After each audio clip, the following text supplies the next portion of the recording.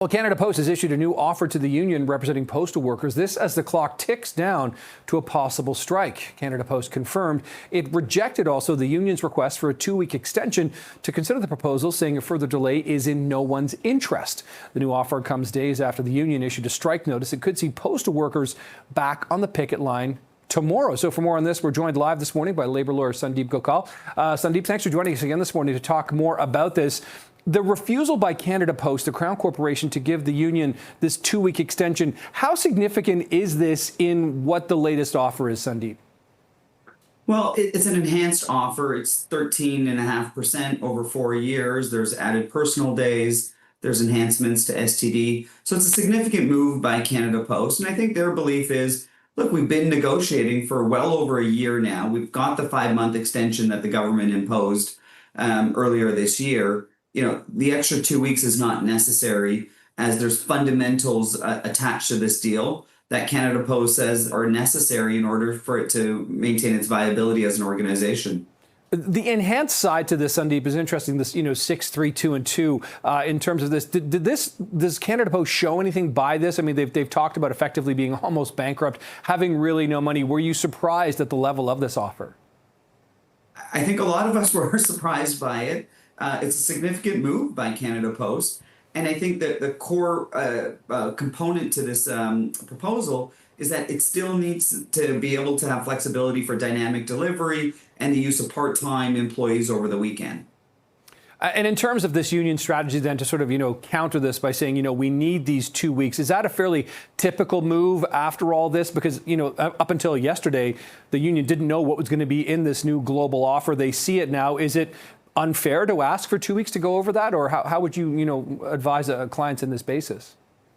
Well, it's not unfair to ask for the 2-week time frame to consider the proposal. The union doesn't have to go on strike right now. They control the timelines for when they actually want to go on strike. So they can continue to negotiate and continue to bargain without the looming threat of a work stoppage. Would you be surprised then if the union did go ahead with its threat, because it is will be in a strike position as of 11:59 p.m. tonight, to be on strike tomorrow morning? Like if you were a betting man, Sundeep, and I'm not sure if you are, but would you expect we'll see picket lines up tomorrow, or do you think that we'll see more talks continue? I think we'll see more talks continue. I think you may see more of a work to rule, so strategic moves by the union without a full-blown work stoppage. Because I think it's a temperature check as well, but by the union in terms of, do we have public sympathy right now? And I'm not sure it's there right now, given the enhanced offer that's currently on the table. Okay, we've got about a minute left, Sundeep. I want to switch to another case involving CUPE and WSIB claims or offers here. Can you give us your sort of top-line take on this? I think many people may have sort of missed this one because of so much focus on the Canada Post side of things, but what's going on in this one? Yeah, it's a significant, it would be the first work stoppage at WSIB. It's well over 3,000, employees who are going to be now in a strike position.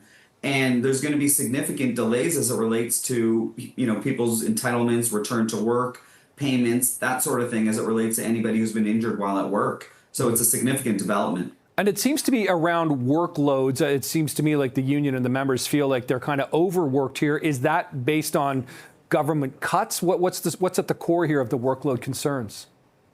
I think volume. There's just been a significant increase of claims over the last couple of years as it relates to WSIB, and there has been some cuts and some freezes from a hiring perspective. So I think this is their way of pushing back to say, it's the same number of people. There's been an increase in claims.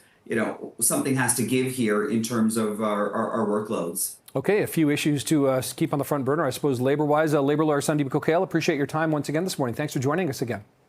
Thank you.